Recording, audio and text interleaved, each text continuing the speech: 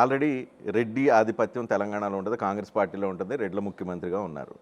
రేపు బీసీ నినాదంతో వచ్చారు. బీసీ నినాదంతో ముఖ్యమంత్రిగా బీసీని చేయాలని ఒక డిమాండు ప్రత్యర్థుల నుంచో మీ పార్టీలోనూ అంతర్గతంగా ఎంతో కొంత జరిగే అవకాశం కనిపిస్తుంది. దళితులకి మాకు అవకాశాలు ఎందుకు లేవు, మాకు అవకాశం ఉంది కదా బట్టి లాంటి వాళ్ళు అప్పుడప్పుడు క్లెయిమ్ చేసే పరిస్థితి కనిపిస్తుంది.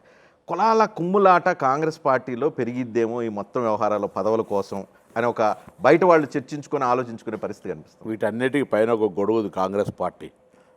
ఈ కింద ఉన్న మీరు చెప్తున్న అన్ని రకాల వాదనలు ఈ పార్టీ గొడుగు కిందకి వచ్చిన తర్వాత ఐక్యంగా ఉంటాయి. ఎంతమంది కింద డాన్స్ వేసినా పైకి వెళ్ళేదానికి కంట్రోల్ ఉండదు. పార్టీదే పార్టీ. అందుకే మీనాక్షిని తీసుకొచ్చి ఇక్కడ పెట్టారా గొడుగు కింద? పార్టీదే party. Meenakshi not individual party party అనే ప్రతినిధి. మీకు ఆర్గనైజేషన్, వారికి ఒక అనుభవం, వారికి ఒక క్రమశిక్షణ ఉంది కాబట్టి డెఫినెట్లీ పార్టీకి సంబంధించి మంచి జరుగుతుంది. అంటే తెలంగాణ కాంగ్రెస్ నాయకులను కంట్రోల్ చేయడానికైనా మీనాక్షిని తీసుకొచ్చి పెట్టింది. అది ఎందుకంటే కంట్రోల్ అంటే ఏం తప్పిరు కంట్రోల్? మీనాక్షి మేడం ఏం తప్పారో మీ పార్టీ అధిష్టానం తెలియాలి, మాకు తెలియదు.